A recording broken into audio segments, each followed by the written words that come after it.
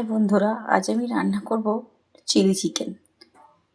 তার জন্য তার প্রিপারেশনগুলো করব। এবার চিকেনগুলোকে আমি ছোট ছোট করে পিস করে রেখে দিয়েছি। দেখুন ছোট ছোট পিস হয়েছে চিকেনের।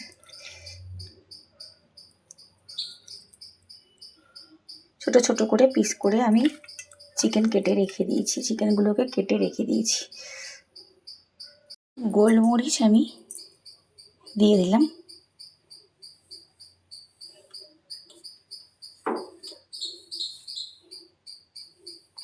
এবার দেখুন আমি একটু রসুন বেটে রেখে দিয়েছি, এর মধ্যে দিয়ে দেবো রসুন বাটাটা। আর একটু অ্যারারুট রেখেছি বাটি করে, এবার আমি অ্যারারুটটা এর মধ্যে দিয়ে দেবো। একটু নুন দিয়ে দিলাম,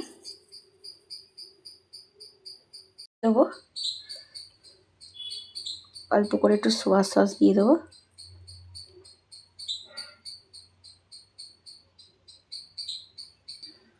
একটা ডিম ফাটিয়ে রেখে দিয়েছি, এবার এর মধ্যে দিয়ে দেবো। দিয়ে আমি এবার সব কিছুকে ম্যারিনেট করে রেখে দেবো। যতক্ষণ ম্যারিনেট করে রাখবে তত ভালো হবে। যত ম্যারিনেট হবে মাংসের মধ্যে, মাংসটা তত ভালো খেতে হবে। দেখুন আমি ম্যারিনেট করে রেখে দিয়েছি।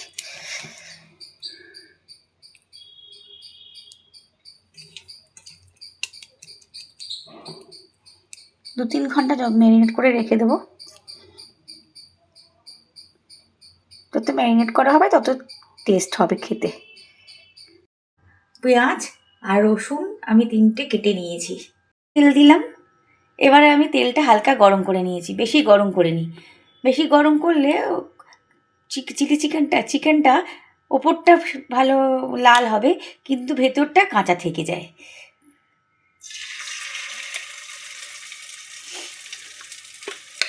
এক এক করে আমি ছেড়ে দিচ্ছি তেলের মধ্যে।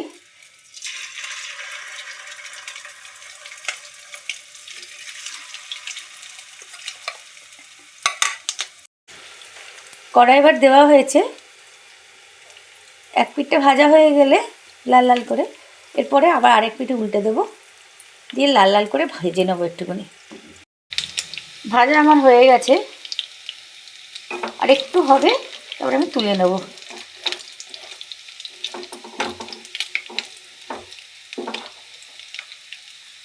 আমি তেলের মধ্যে সব ভাজাগুলো দিয়ে দিলাম। পেঁয়াজ রসুন সব ভাজা হবে, পেঁয়াজ রসুনগুলো হালকা করে একটু ভেজে নেব। বেশি ভাজলে আবার খেতে বাজে লাগবে, ভাজা হয়ে যাবে বেশি। হালকা করে একটু তেলে নেড়ে নেব।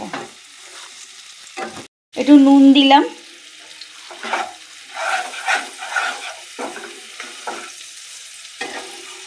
একটা বাটির মধ্যে আমি chilli sauce, red chilli sauce আর গ্রিন চিলি সস আমি 3টে মিক্সড করে রেখে দিয়েছি। এটাকে এবার কড়াইয়ে ঢেলে দেবো।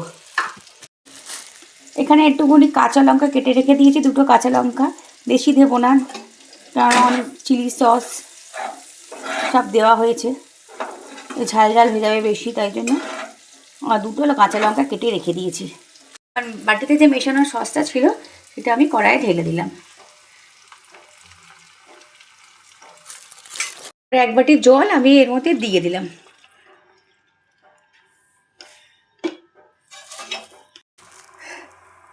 এবার চিকেনগুলোকে সব আমি কড়াতে দিয়ে দিলাম ঝোলের মধ্যে। এটা মিশিয়ে নিচ্ছি।